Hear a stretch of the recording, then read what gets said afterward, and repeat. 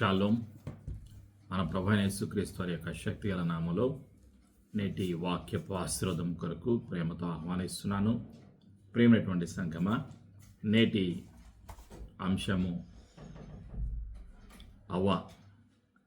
అవ్వ జీవితం గురించి ఈరోజు మనం ధ్యానం చేయబోతున్నాం. ది లైఫ్ ఆఫ్ ఈవ్. అవ్వ అనగా జీవం గల ప్రతి దానికి, ప్రతి వానికి తల్లి. అవ్వ అనగా జీవం గల ప్రతి వానికి తల్లి.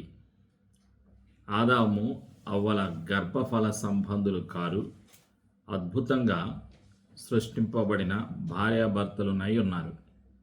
ప్రియమైనటువంటి సంగమం, మొదటి దంపతులు ఆది మానవుడు, ఆది పురుషుడు, ఆది స్త్రీ, వీళ్ళిద్దరూ కూడా భార్యాభర్తల సంబంధం ద్వారా కాదు, దేవుని యొక్క అద్వితీయమైన శక్తి ద్వారా, బలము ద్వారా, ప్రేమ ద్వారా తానే సృష్టించడం జరిగింది వారిని. ప్రేమైనటువంటి సంగమ, ఆ సత్యాన్ని మనం చూస్తున్నాం.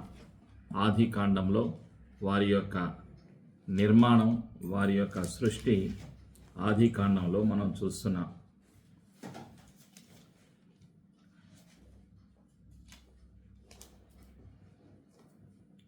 ఆది కాండము మొదటి అధ్యాయంలో మనం చూస్తున్నాం. మొదటి అధ్యాయము 27-28 వచనాలు. దేవుడు తన స్వరూపమందు నరుని సృజించాను, దేవుని స్వరూపమందు వారిని సృజించాను, స్త్రీని గాను పురుషుని గాను వారిని సృజించాను. ఆది కాండము మొదటి అధ్యాయంలో 27వ వచనంలో, జెనసిస్ చాప్టర్ 1:27, స్త్రీని పురుషుని ఇద్దరిని ఒకేసారి ఒకే శరీరంలో నిర్మించడం జరిగింది. ప్రియమైనటువంటి సంగమ, మట్టి ముద్దను తీసుకొని ఆ మట్టి ముద్దకు మట్టితో తయారు చేయబడినటువంటి మానవుడు తన యొక్క రూపాన్ని, తన యొక్క స్వరూపాన్ని దేవుడు అనుగ్రహించడం జరిగింది. ఆ యొక్క రూపానికి మానవుడి యొక్క నాసికారంధ్రంలో జీవాన్ని బోధగా మనిషి జీవించేటువంటి మనకు కలిగిన జీవించేటువంటి ప్రాణి అయ్యాడు అన్న సంగతిని మనం ఇక్కడ చూస్తున్నాం. ఆ సత్యాన్ని మనం పరిశుద్ధ గ్రంథంలో ఆది కాండంలో మనం చూస్తున్నాం. దేవుడు వారిని నిర్మించినటువంటి ఈ యొక్క విధానాన్ని మనం ఇక్కడ చూస్తున్నాం.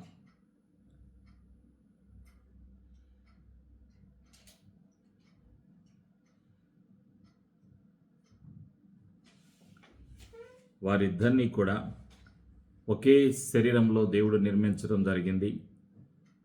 ఒకే శరీరంలో వారిని నిర్మించడం జరిగింది. వారిద్దరినీ కూడా ఒకే రోజు, ఒకే సమయంలో నిర్మించడం జరిగింది. ఆ సత్యాన్ని మనం చూస్తున్నాం ఇక్కడ పరిశుద్ధ గ్రంథంలో ఆది కాండంలో వారిని మనం చూస్తున్నాం. దేవుడు వారికి సమస్తాన్ని సమకూర్చాడు. ఏదెను తోటలో వారిని ఉంచడం జరిగింది. అయితే నరుడు ఒంటరిగా ఉండటం ఇష్టం లేదు కాబట్టి నరునికి ఆదాముకు గాఢ నిద్రను కలుగచేసి అతని ప్రక్కటెముకలో నుండి ఒక ఎముకను తీసి ఆ యొక్క స్థలాన్ని ఆ మాంసంతో నింపి ఆ ఎముకను స్త్రీగా బయటకు వేరుపరచడం జరిగింది.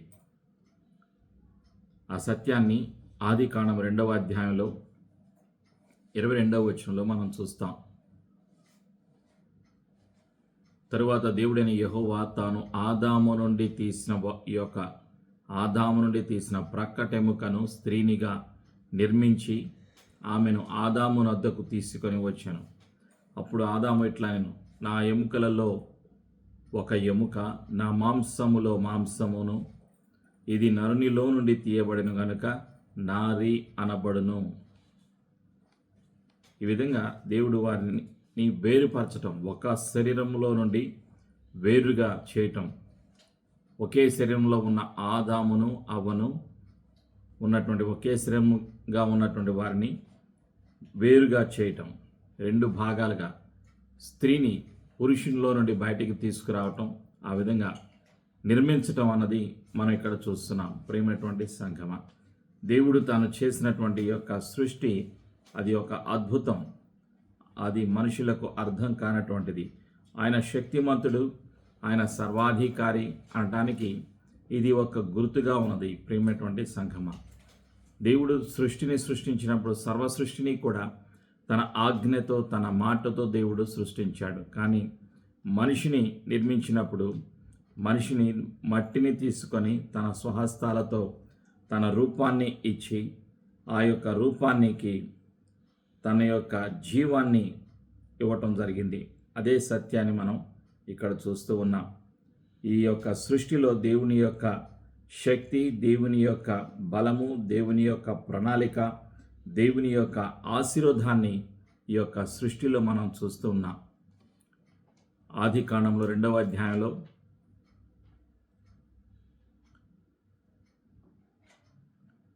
7వ వచనంలో దేవుడైన యెహోవా నేల మంటితో నరుని నిర్మించి వాని నాసికారంధ్రంలో జీవవాయువును ఊదగా నరుడు జీవాత్మాయను. మనిషిని నిర్మించినటువంటి పద్ధతి విధానాన్ని మనం ఇక్కడ చూస్తున్నాం. దేవుడు ఏ విధంగా మనిషిని నేల మట్టితో నిర్మించి తన రూపాన్ని, తన ఉనికిని, తన స్వరూపాన్ని ఇచ్చి ఆ మనిషిలో నాసికారంధ్రంలో జీవవాయువును ఊదగా అతడు జీవాత్మయను. ఈ విధంగా దేవుడు మనిషిని సృష్టించడం జరిగింది. అంటే మనిషికి దేవుడు ఇచ్చినటువంటి ప్రాధాన్యత, దేవుడిచ్చినటువంటి ఆధిక్యత, ఆశీర్వాదాన్ని మనం చూస్తున్నాం. దేవుని ప్రణాళిక, దేవుని ప్రేమ, దేవుని శక్తి, దేవుని అనుగ్రహము, మనిషికి దేవుడు అనుగ్రహించినటువంటి ఆశీర్వాదాన్ని మనం చూస్తున్నాం. వీళ్ళని దేవుడు ఏదెను తోటలో ఉంచి చెప్పారు. ఏమని చెప్పారు అంటే, ఇక్కడున్న ఈ తోటలో ఉన్నవన్నీ కూడా మీరు తినవచ్చు, కానీ ఈ తోటలో ఉన్నటువంటి మంచి చెడులనిచ్చేటువంటి ఆ యొక్క చెట్టు ఫలాన్ని మీరు తినకూడదు అని వారికి ఆజ్ఞాపించడం జరిగింది. 2వ అధ్యాయంలో 17వ వచనం, జెనసిస్ చాప్టర్ 2:17. అయితే మంచి చెడ్డల తెలివి నిచ్చు వృక్ష ఫలములను తినకూడదు, నీ వాటిని తిను దినమున నిశ్చయముగా చచ్చెదవని నరునికి ఆజ్ఞాపించెను.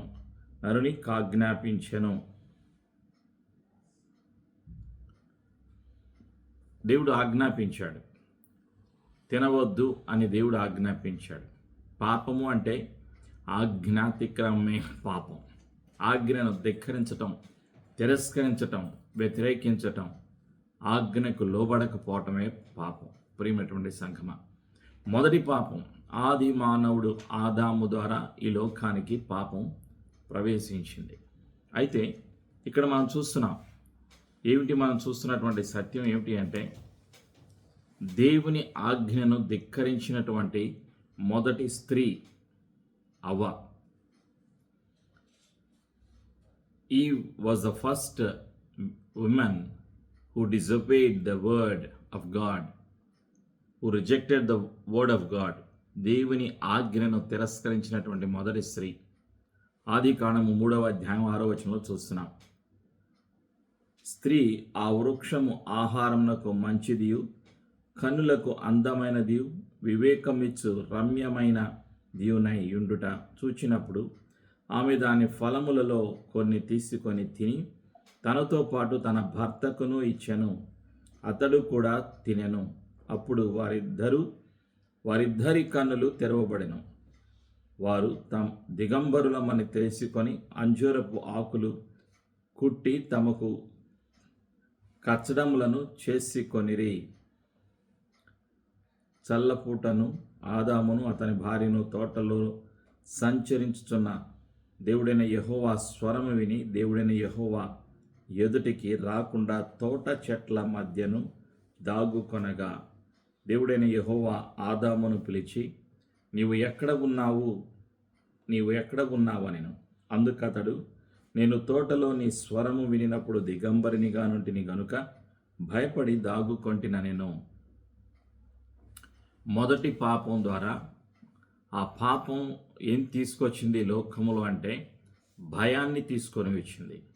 దిగంబరత్వాన్ని గుర్తు చేసింది. వాళ్ళ ఆత్మీయ నేత్రాలు తెరవబడ్డాయి. వాళ్ళకి వస్త్రాలు లేవు, ప్రారంభంలో వస్త్రాలు లేవు. వాళ్ళు దేవుని యొక్క తేజస్సుతో, దేవుని యొక్క మహిమతో, దేవుని యొక్క వెలుగుతో వాళ్ళు నింపబడి ఉన్నారు పాపం లేనంత వరకు. ఎప్పుడైతే పాపం వారి జీవితంలో ప్రవేశించిందో, పాపం ద్వారా వారికి సిగ్గు కలిగింది, అవమానం కలిగింది, భయము కలిగింది. ఈ పాపము ద్వారా ఆత్మీయ మరణాన్ని వాళ్ళు రుచి చూచారు. తర్వాత భౌతికపరమైన మరణాన్ని కూడా వాళ్ళు రుచి చూచారు, అనుభవించారు. ఇది జరిగినటువంటి సత్యం, చరిత్రలో జరిగినటువంటి సత్యం. అయితే అవ్వ మొదటి స్త్రీ ఆజ్ఞను ధిక్కరించింది. ధిక్కరించడమే కాకుండా అక్కడ ఆవిడ ఏం చేసింది అంటే, మనం ఆలోచన చేసినప్పుడు ఆవిడ 16-17లో మనం చూసినప్పుడు శిక్షణ కూడా అనుభవించింది. ఆజ్ఞను పాటించకపోతే, తిరస్కరిస్తే శిక్షను పొందుకుంటారు అని పరిశుద్ధ గ్రంథంలో పరిశుద్ధాత్ముడు గుర్తు చేస్తూ ఉన్నాడు. ఆదికాండం 3వ అధ్యాయంలో 16-19 వచనాల్లో మనం చూసినప్పుడు, జెనసిస్ చాప్టర్ 3 వర్సెస్ 16-19, ఆయన స్త్రీతో, నీ ప్రయాసమును, నీ గర్భవేదనను నేను మిక్కిలి హెచ్చించేదను. వేదనతో పిల్లలను కందువు. నీ భర్త ఎడల నీకు వాంఛ కలుగును, అతడు నిన్ను ఏలునని చెప్పెను. ఆయన ఆదాముతో, నీవు నీ భార్య మాట విని తినవద్దని నేను నీకు ఆజ్ఞాపించిన వృక్ష ఫలములు తింటివి గనుక నీ నిమిత్తము నేల శపింపబడి ఉన్నది. ప్రయాసముతోనే నీవు బ్రతుకు దినములన్నీ దాని పంట తిందువు. అది ముండ్ల తుప్పలను, గచ్చ పొదలను నీకు మొలిపించును. పొలములో నీ పంట తిందువు. నీవు నేలకు తిరిగి చేరు వరకు నీ ముఖపు చెమట కార్చి ఆహారము తిందువు. ఏలైనగా నేల నుండి నీవు తీయబడితివి, నీవు మన్నే గనుక తిరిగి మన్నైపోదు అని చెప్పాను. ఆదాము తన భార్యకు హవ్వ అని పేరు పెట్టెను. ఎలైనగా ఆమె జీవం గల ప్రతి వానికిని తల్లి.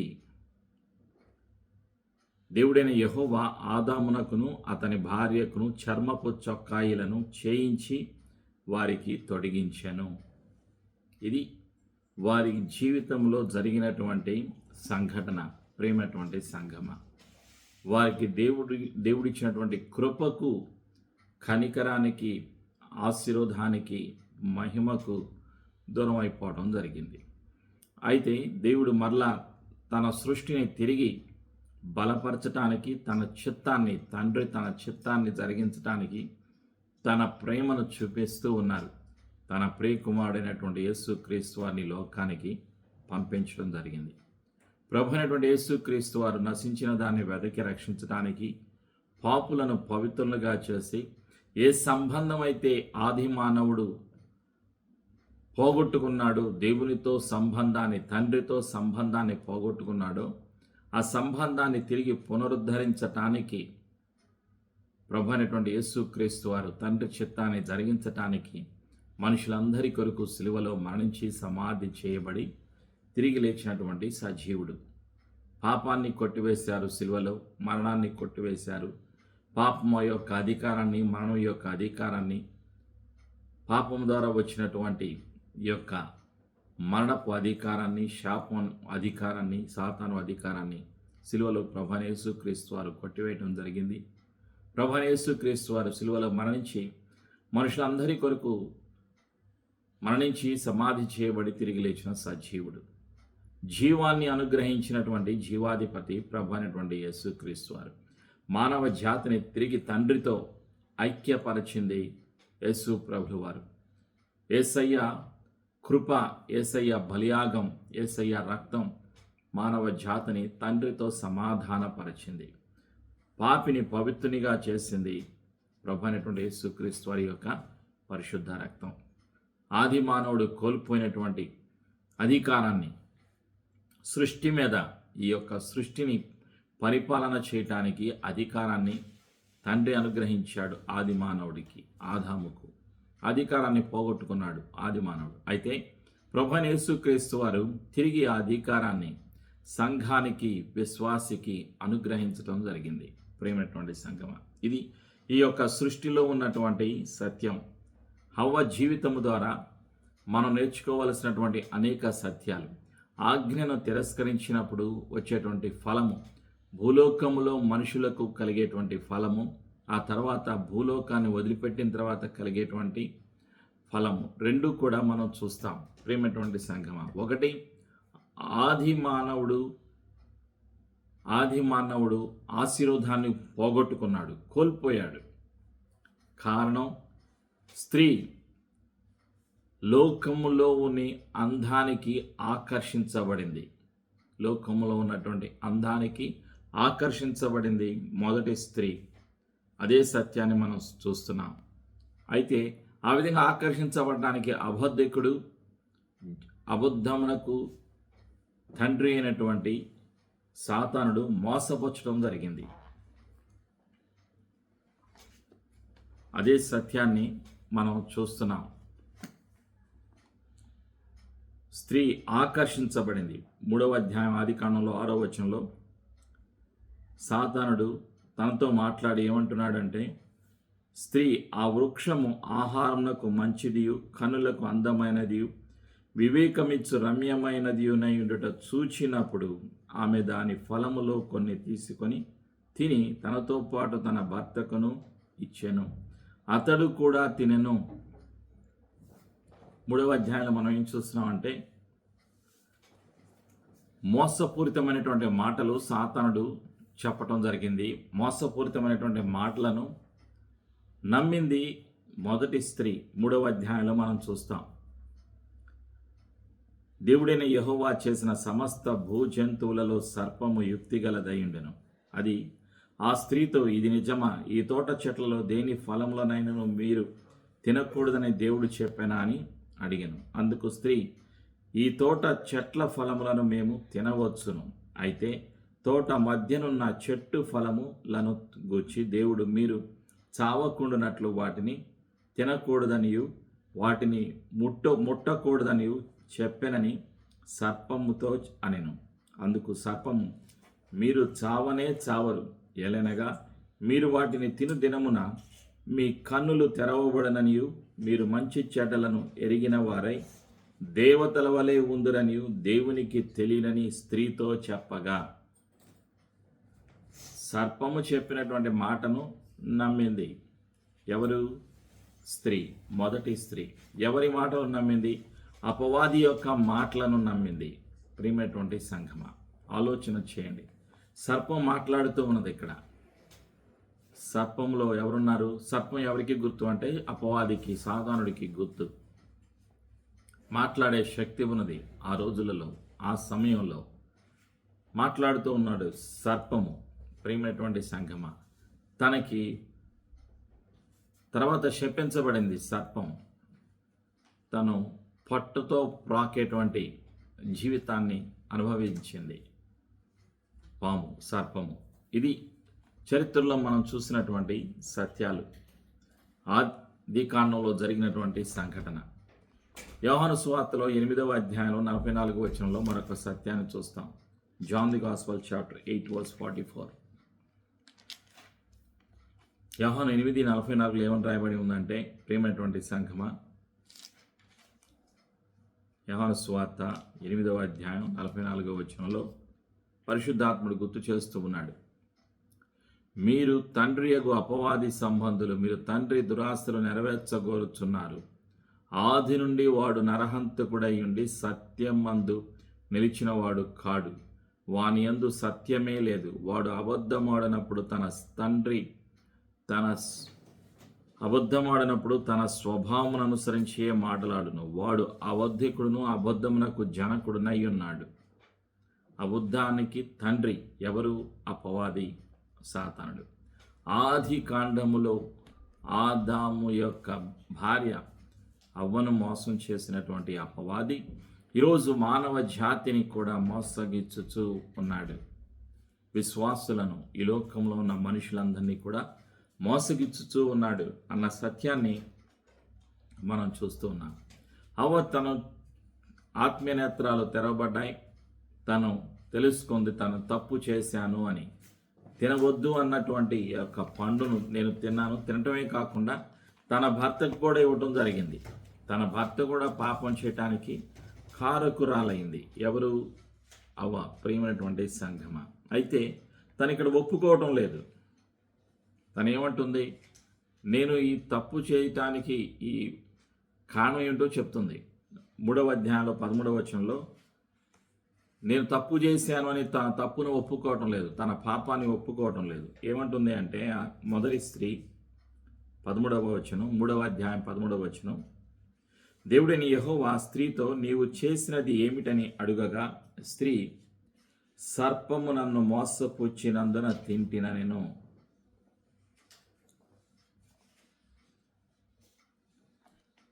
సర్పము నన్ను మోసపుచ్చినందున అంటే సర్పపు మాటలకు, సాతాను యొక్క మాటలకు, అపవాది యొక్క మాటలకు నమ్మకాన్ని కలిగి ఉన్నది. నమ్మింది, మోసపోయింది. మోసపోవటానికి గల కారణం అపవాది. ప్రియమైనటువంటి సంగమ, ఇక్కడ ఆదాము ఏం చేశాడు? అవ్వ మాట విన్నాడు. తనకు గుర్తు చేసుకొని దేవుడు చెప్పాడు మనకి తినవద్దు అన్నాడు కాబట్టి మనం తినకూడదు అని చెప్పటం లేదు. తను ఇచ్చింది తీసుకున్నాడు, తిన్నాడు. తనకు కూడా పాపం చేయటం జరిగింది. ప్రియమైనటువంటి సంఘం, ఇద్దరు భార్యాభర్తలు ఇద్దరు కూడా పాపములో ఏకీభవించారు. ఇది జరిగింది. అందువలన పరిశుద్ధాత్ముడు ఏం తెలియచేస్తూ ఉన్నాడంటే ఈ లోకములో ఉన్నదంతా కూడా పాపం, ఈ లోకములో ఉన్నదంతా కూడా చెడు. అందుకే పరిశుద్ధాత్ముడు గుర్తు చేస్తూ ఉన్నాడు.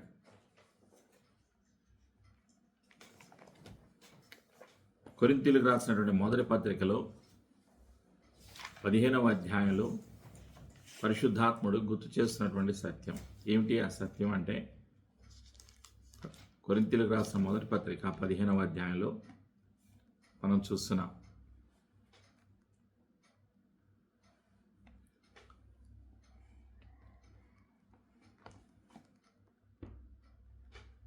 ఇరవయో వచనం, ఇప్పుడైతే నిద్రించిన వారిలో ప్రథమ ఫలముగా క్రీస్తు మృతుల నుండి లేపబడి ఉన్నాడు.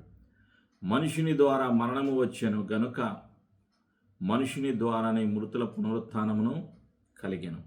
ఆదామునందు అందరూ ఎలాగూ మృతి పొందుచున్నారో అలాగుననే క్రీస్తునందు అందరూ బ్రతికింపబడదురు. ప్రతివాడును తన వరుసలోనే బ్రతికింపబడును. ప్రథమ ఫలము క్రీస్తు, తరువాత క్రీస్తు వచ్చినప్పుడు ఆయన వారు బ్రతికింపబడుదురు. ప్రేమటువంటి సంఘమ, ఆది మానవుడు ఆదాము ద్వారా అందరూ కూడా మరణాన్ని పొందుకుంటున్నారు. అయితే ఆ మరణాన్ని కొట్టివేయటానికి ప్రభు అయినటువంటి యేసుక్రీస్తు వారి లోకానికి వచ్చి ఉన్నారు. ఆ సత్యాన్ని పరిశుద్ధాత్ముడు గుర్తు చేస్తూ ఉన్నాడు. మనకి నిత్యము కూడా ఆయన గుర్తు చేస్తూ ఉన్నాడు.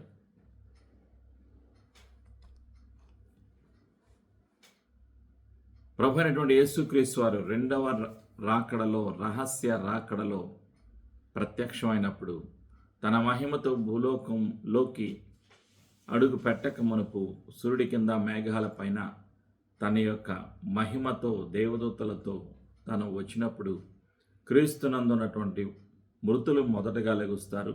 ఆ మీదట సజీవులమైనటువంటి మనము రెప్పపాటున మార్పు చెంది మహిమతో యేసు ప్రభుల వారిని మధ్యాకాశంలో కలుసుకుంటాం. ఇదే రహస్య రాకడ, ర్యాప్చర్. ఆ సత్యాన్ని కొరింథీయులకు రాసినటువంటి మొదటి పత్రికలో 15వ అధ్యాయంలో మనం పరిశుద్ధాత్ముడు గుర్తు చేస్తున్నాడు. 50వ వచనం, 51వ వచనం, 52వ వచనంలో మనం చూస్తున్నాం. సహోదరులారా, నేను చెప్పున్నది ఏమనగా రక్తమాంసములు దేవుని రాజ్యమును స్వతంత్రించుకొననేరవు, క్షయత అక్షయతను స్వతంత్రించుకొనదు. ఇదిగో మీకు ఒక మర్మము తెలుపుచున్నాను. మనమందరము నిద్రించము గాని నిమిషములో ఒక రెప్ప పాటున కడబోరం మ్రోగగానే మనమందరము మార్పు పొందుదము. బోర మ్రోగును, అప్పుడు మృతులు అక్షయులుగా లేపబడుదురు. మనము మార్పు పొందుతాం. సజీవులుగా ఉన్నటువంటి విశ్వాసులు ప్రభువైన యేసు రక్తములో కడగబడిన కొనబడినటువంటి విశ్వాసులు, అన్ని దేశాలలో ఉన్నటువంటి విశ్వాసులు, సార్వత్రిక సంఘము, సజీవముగా ఉన్నటువంటి సార్వత్రిక సంఘము రెప్పపాటున మార్పు చెందుతారు. మార్పు చెంది మహిమదేహము కలిగి మధ్యాకాశంలో ప్రభు అయినటువంటి యేసుక్రీస్తు వారిని కలుసుకోవటం జరుగుతుంది. అదే రహస్య రాకడ. ప్రియమైనటువంటి సంఘమ, అయితే ఈరోజు మనం కలిగి ఉండవలసింది ఏమిటి అంటే విశ్వాసము కలిగి ఉండాలి. రహస్య రాకడ ఉన్నది. రహస్య రాకడలో ప్రభు అయిన యేసుక్రీస్తు వారిని ప్రేమించిన, విశ్వసించిన, రక్షణ పొందిన వారిని ప్రభు అయిన యేసుక్రీస్తు వారు తీసుకుని వెళతానికి రాబోతున్నారు అనేటువంటి విశ్వాసము మనము కలిగి జీవించాలి అని పరిశుద్ధాత్ముడు గుర్తు చేస్తూ ఉన్నాడు. రోమీలకు రాసినటువంటి పత్రిక 8వ అధ్యాయంలో ఒక సత్యాన్ని పౌలు గారు గుర్తు చేస్తూ ఉన్నారు. రోమీలకు రాసినటువంటి పత్రిక 8వ అధ్యాయంలో పౌలు గారు తెలియచేస్తున్నటువంటి సత్యం ఏమిటి అంటే రోమన్ చాప్టర్ 8 వర్సెస్ 7 and 8, 7-8 వచనాల్లో, శరీరానుసారమైన మనస్సు దేవునికి విరోధమై ఉన్నది, అది దేవుని ధర్మశాస్త్రమునకు లోబడదు, ఏమాత్రమును లోబడనేరదు. కాగా శరీర స్వభావము గలవారు దేవుని సంతోషపరచనేరరు. శరీర స్వభావం కలిగిన వారు దేవుని సంతోషపరచరు. శరీర స్వభావం అంటే లోకానుసారమైనటువంటి మనసు జీవితము. అవ్వను చూసాం, ఆదామును చూసాం. శరీరానుసారమైన మనసు, శరీరానుసారమైనటువంటి ఆలోచన వారు కలిగి ఆ రోజు పాపం చేయటం అన్నది జరిగింది. మోసపూరితమైనటువంటి మాటలకు వాళ్ళు అంగీకరించి, విశ్వసించి, సత్యాన్ని తిరస్కరించి, ఆజ్ఞను తిరస్కరించడం జరిగింది. శిక్షను వాళ్ళు అనుభవించడం జరిగింది. ప్రియమైనటువంటి సంఘమ, అదే సత్యాన్ని పరిశుద్ధాత్మ మనకి గుర్తు చేస్తూ ఉన్నాడు. యోహాను రాసినటువంటి మొదటి పత్రికలో 2వ అధ్యాయంలో పరిశుద్ధాత్ముడు ఏం తెలియచేస్తున్నాడు అంటే, యోహాను రాసిన మొదటి పత్రిక 2వ అధ్యాయం 16వ వచనం, లోకములో ఉన్నదంతయు అనగా శరీరాశయు, నేత్రాశయు, జీవపు డంబమును తండ్రి వలన పుట్టినవి కావు, అవి లోక సంబంధమైనవే. ఈ లోకములో ఉన్నదంతా కూడా ఆశ, ఆకాంక్ష, నేత్రాశ, శరీరాశ, జీవపుడమ్మం, ఇవన్నీ కూడా దేవుని యొద్ద నుండి వచ్చినవి కాదు, లోకములో ఉన్నవి, ఆదాము నుండి వచ్చినటువంటి, పాపము ద్వారా వచ్చినటువంటివి. యాకోబు రాసినటువంటి మొదటి పత్రికలో 1వ అధ్యాయంలో, యాకోబు రాసిన పత్రిక 1వ అధ్యాయం 15వ వచనంలో పరిశుద్ధాత్ముడు గుర్తు చేస్తున్నటువంటి సత్యం, దురాశ గర్భము ధరించి పాపమును కనగా పాపము పరిపక్వమై మరణము కనును. పాపము పరిపూర్ణమైన తర్వాత పాపానికి వచ్చేటువంటి జీతము మరణము. ప్రియమైనటువంటి సంగమ, ఎప్పుడైతే ఒక విశ్వాసి ఒప్పుకుంటాడో నేను పాపిని అని ఒప్పుకొని పాపాన్ని విడిచిపెట్టి దేవుని సన్నిధికి వచ్చి క్షమాపణ అడుగుతారో అప్పుడు సృష్టికర్త అయిన దేవుడు, కృపగల యేసయ్య, నమ్మకస్తుడు, యథార్థవంతుడు, పరిశుద్ధుడైన యేసయ్య ఒప్పుకున్న ప్రతి పాపాన్ని క్షమించి ఆ పాపిని యొక్క పాపాన్ని తన రక్తంలో కడిగివేసి నిర్దోషినిగా తండ్రి ఎదుట నిలబెట్టడానికి సిద్ధముగా ఉన్నారు. అదే సత్యాన్ని పరిశుద్ధాత్ముడు గుర్తు చేస్తూ ఉన్నాడు. యోహాను రాసిన మొదటి పత్రికలో 1వ అధ్యాయంలో 9-10 వచనాలు, మన పాపములను మనము ఒప్పుకొనిన ఎడల ఆయన నమ్మదగిన వాడును, నీతిమంతుడును గనుక ఆయన మన పాపములను క్షమించి సమస్త దుర్నీతి నుండి మనను పవిత్రులుగా చేయను. మనము పాపము చేయలేదని చెప్పుకొనిన ఎడల ఆయన అబద్ధకునిగా చేయువారమగుదుము, మరియు ఆయన వాక్యము మనలో ఉండదు. ఆదాము అవ్వలు ఒప్పుకోలేదు. అవ్వ మొదటి స్త్రీ ఒప్పుకోవటం లేదు. ఒప్పుకోకుండా తను పాపం చేయటానికి, ఆజ్ఞను అతిక్రమించడానికి కారణం ఏమిటో నెపాలు తెలియచేస్తుంది. ప్రేమటువంటి సంఘమ, సృష్టికర్త అయిన దేవునికి సమస్తము తెలుసు. ఆయన సర్వజ్ఞాని, సర్వశక్తిమంతుడు. ఆయనకి తెలియంది ఏదీ లేదు, కానీ అనుమతించారు తండ్రి. పాపాన్ని లోకములో అనుమతించారు, సాతానుని అనుమతించారు, ఈ లోకములో చీకటిని అనుమతించారు. ప్రియమైనటువంటి సంగమా, కృప కలిగినటువంటి యేసయ్య శిక్ష నుండి తప్పించటానికి సిలువలో శిక్షను భరించారు. మానవుడు పొందవలసినటువంటి శిక్షను ప్రభువైన యేసుక్రీస్తు వారు సిలువలో భరించారు. మానవుడిని శిక్ష నుండి తప్పించటానికి మార్గాన్ని చూపించారు ప్రభువైనటువంటి యేసుక్రీస్తు వారు. అదే మార్గం. ఒప్పుకొనిన ఎడల మనిషి తన పాపాన్ని ఒప్పుకున్నప్పుడు ఆ పాపిని క్షమించి, పాపాన్ని క్షమించి శిక్ష నుండి, నిత్య నరకాగ్ని నుండి తప్పించటానికి ఆయన కృప సహాయం చేస్తుంది.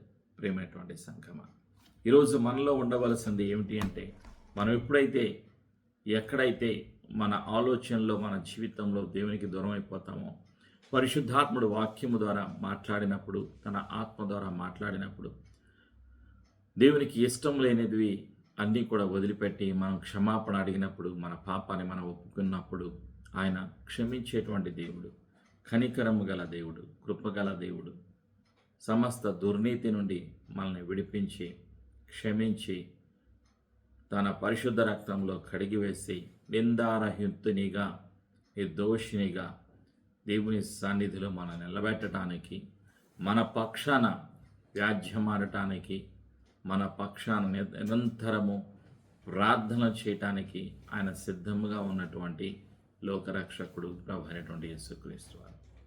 కాబట్టి ఈరోజు మనం చేయవలసింది ఏమిటి అంటే, ఆయన మాటనందు విశ్వాసం ఉంచి, ఆయన ఆజ్ఞలందు విశ్వాసం ఉంచి, ఆయన ఆజ్ఞలకు విధేయత చూపించి, పరిశుద్ధాత్మ నడిపింపుకు సిద్ధపడి ప్రభు యేసుక్రీస్తు వారి యొక్క రాకడకు మన జీవితాలను సమర్పించుకుంటూ సిద్ధపడదాం ప్రార్థన ద్వారా. యేసయ్య కృప మనందరికీ సదా తోడైననుగాక. ఆమేన్. ప్రార్థన. యేసు ప్రభువా, నీ కృప ఇంతవరకు మా పైన ఉంచినందుకు నీకు స్తుతులు, స్తోత్రాలు. నిరంతరము అర్హుడవు తండ్రి చిత్తానికి లోబడి సమస్తమును సిలువలో అప్పగించిన సర్వశక్తిమంతుడవు యేసయ్య, నీ మరణము ద్వారా, నీ కృప ద్వారా అనుగ్రహించిన జీవమును బట్టి నీకు వందనాలు. పరిశుద్ధ రక్తము ద్వారా అనుగ్రహించిన విమోచనకై వందనాలు. దుర్నీతిని, పాపమును నీవు కొట్టివేసినందుకు నీకు వందనాలు. సిలువలో అంతము చేసినందుకు నీకు వందనాలు. మరణమును, ఆత్మీయ మరణమును కొట్టివేసినందుకు నీకు వందనాలు. మాకు ఇచ్చినటువంటి జీవమును బట్టి, రక్షణను బట్టి, నిత్య జీవమును బట్టి వందనాలు. మేము విన్న సత్యాన్ని విశ్వసించటానికి, సత్యమునకు సాక్షిగా జీవించటానికి, క్రీస్తు పునరుత్థానమునకు సాక్షులుగా జీవించడానికి మమ్ములను సిద్ధపరుస్తున్నందుకు కృతజ్ఞతలు తెలియచేస్తూ, యేసు ప్రభు నామములో మా జీవితాలను సమర్పించి జీవమును, స్వస్థతను, ఆశీర్వాదమును, అభిషేకమును యేసు ప్రభు శక్తిగల నామములో కలిసి పొందుకొనుచున్నాము తండ్రి. ఆమేన్.